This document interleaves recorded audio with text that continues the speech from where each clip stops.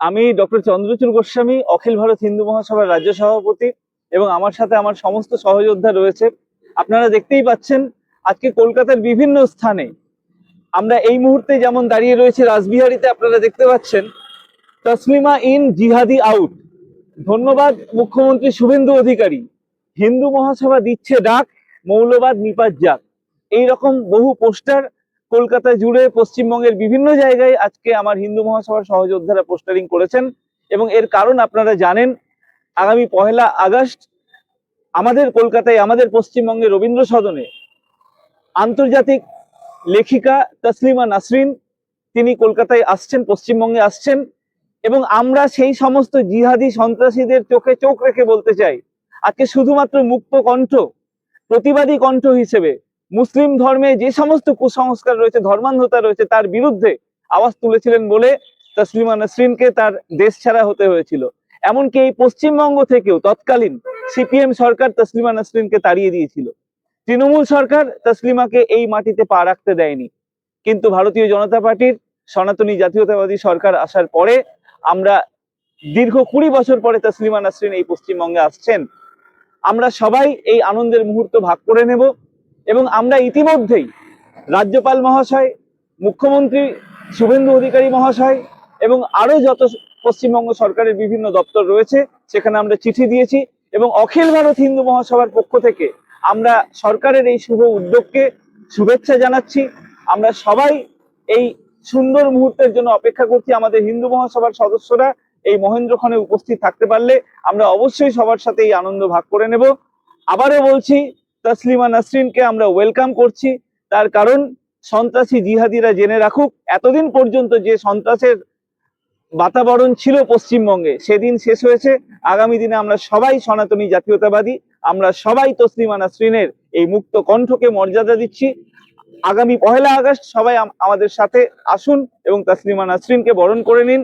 জয় হিন্দ, জয় ভারত, জয় শ্রীরাম, জয় জয় শ্রীরাম।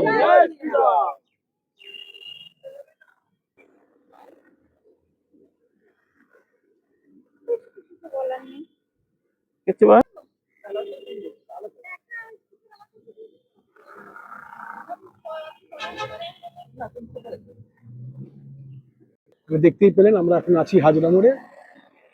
তো এখন আমাদের সব কটা কাজ হয়ে গিয়ে আমরা ফিরবো। হাজরা মোড় থেকে আমরা ফিরে যাব,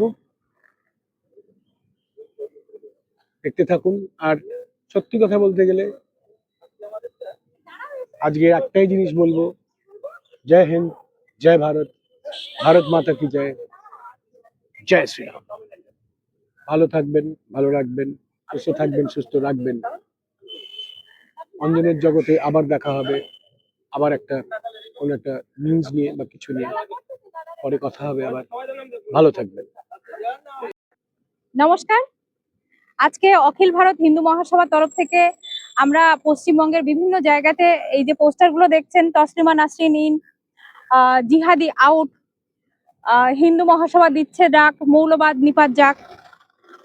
তো আমরা একটা দেশের সম্পদকে, পশ্চিমবঙ্গ তথা ভারতবর্ষের যে একটা সম্পদ, শিল্পী, প্রতিবাদী একটা কণ্ঠকে কিন্তু আমরা হারিয়েছিলাম। কিন্তু আমাদের খুব আনন্দ এখন যে তাকে আমরা ভারত সরকার তথা রাজ্য সরকারের এই মহান উদ্যোগে তাকে আমরা ফিরে পেতে চলেছি, যে কিনা একজন মুসলিম হয়েও কিন্তু এই জিহাদিদের বিরুদ্ধে লিখেছেন। তার কলমের লেখা কিন্তু গতি কখনো থামেনি। আর তারই লেখা লজ্জা নামের যে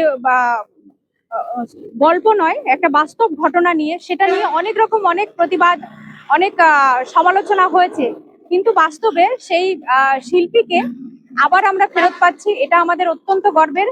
তো রাজ্য সরকার এবং ভারত সরকারের এই মহান উদ্যোগে আমরা অত্যন্ত খুশি। আমরা সাথে আছি, পাশে আছি। জয় শ্রীরাম, জয় শ্রীরাম, জয় ভারত, জয় ভারত। নমস্কার। আজকে 18ই জুলাই আমরা হিন্দু মহাসভার তরফ থেকে পশ্চিমবঙ্গের বিভিন্ন জায়গায়, প্রধান প্রধান জায়গা এবং শহরগুলোতে পোস্টারিং করলাম। তসলিমা নাসরিন আমাদের দেশের যে সম্পদ, শিল্পী, একটা প্রতিবাদী কণ্ঠ, তাকে আমরা ফিরে পাচ্ছি আবার আমাদের তার সে নিজের দেশে ফিরে আসছে। তো সেই উদ্দেশ্যে আমরা পোস্টারিং করলাম, আর তাকে স্বাগত জানানোর উদ্দেশ্যে আমরা এগুলো করছি।